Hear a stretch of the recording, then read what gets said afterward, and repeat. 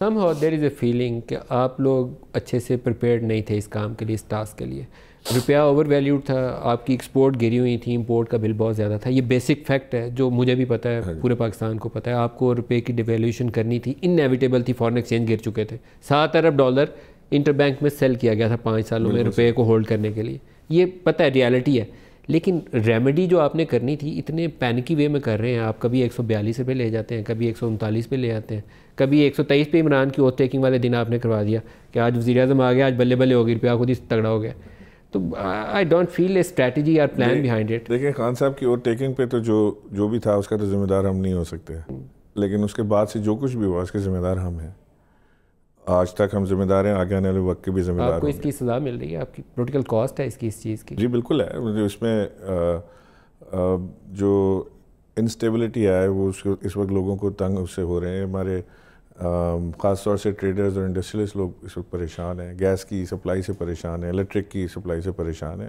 They want a study policy کہ ہمیں ایک پالیسی مل جائے کہ چاہے ڈالر آپ 150 پہ لے جانا ہے، آپ نے گیس کے پرائسز 20% بڑھانے ہیں، 120% بڑھانے، آج بڑھا کے ہمیں بتا دیں کہ یہ اگلے 6 مہینے کے لیے ہم یہ کرنا چاہتے ہیں. دیکھیں آپ اگر 136-37 پہ ڈالر کو رکھنا چاہتے تھے تو آپ کا ڈالر 142 پہ نہیں جانا چاہیے تھا. اگر 142 پہ آپ لے جانا چاہتے تھے تو اسے واپس 137 پہ نہیں آنا چاہیے تھا. یہ بیسیکلی یہ جو وائلڈ سوئنگز ہے نا، یہ وولٹیلیٹی جو ہے یہ ہرٹ کرتی ہے مارکیٹ کو. لیکن میں ایک چیز آپ کو بتاؤں ندیم صاحب، ہم نے بڑی دیانتداری سے ایک بڑی اچھی ٹیم جمع کی جس میں اسد عمر، ڈاکٹر یعقوب اور رزاق داؤد صاحب. یہ I think undoubtedly this a very good and honest team.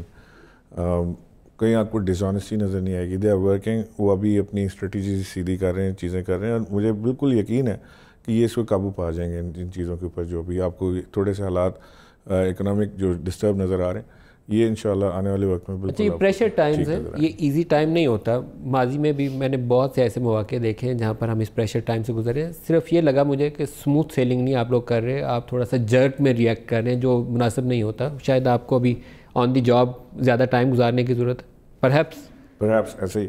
دیکھیں اسموتھ سیلنگ ندیم صاحب اس وقت ہوتی ہے جب اکانومی آپ کے پاس ریزرو کافی ٹھیک ہو، اکانومی آپ کی ٹھیک ہو، اس وقت اسموتھ سیلنگ بہت آسان ہو جاتی ہے.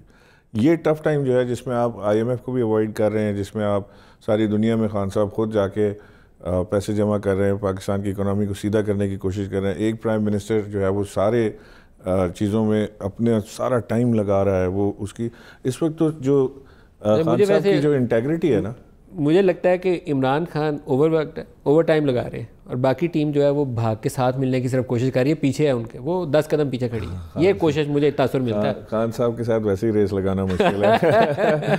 Even today he is more fit than any of us in the party. ایک آپ کی اور ہم نے ڈاکٹر عارف علوی صاحب کی بھی ریس لگوانی ہے. وہ بتائیے کس نے لگوائی؟ وہ آپ بلا لیں ڈاکٹر صاحب کو، میں تیار ہوں. ڈاکٹر صاحب نہ بھاگ جائیں، وہ پریزیڈنٹ آف پاکستان. ویسے وہ بھی ماشاءاللہ کافی فٹ ہیں. ابھی انہی کے پاس تھا میں تو یار ایک چیلنج تو دے دیں انہیں. ہاں جی بالکل ڈاکٹر صاحب، آپ کو چیلنج ہے، آپ آ جائیں. ریس ہماری ڈیو ہے. ندیم صاحب ریفری ہوں گے اس کے. اور ایک آپ کا مقابلہ کروانا ہے نعیم الحق صاحب سے. ہی از فٹر دین می ماشاءاللہ. ہاں ایک آپ کا مقابلہ نعیم الحق صاحب سے بھی کروانا ہے ہم نے. وہ کس چیز کا؟ سنگنگ کا؟ بالکل. وہ گنگنائیں گے وہ جو آپ نے وہ گانا گایا تھا مائک پکڑ کے. نعیم صاحب ماشاءاللہ he's got a good voice. He's a good singer. He's a good singer. اور بڑے ان کو پرانے کوئی وہ یاد ہیں ساری نظمیں اور ساری چیزیں. وہ کبھی کبھی بیٹھ کے ہمیں PTI کے آفس میں وہ کرتے ہوتے تھے تو بڑا مزہ آتا تھا ان کے ساتھ. تو آج ذرا آن ایئر بھی وہ سنائی دیں 2 جملے. نہیں آپ نہیں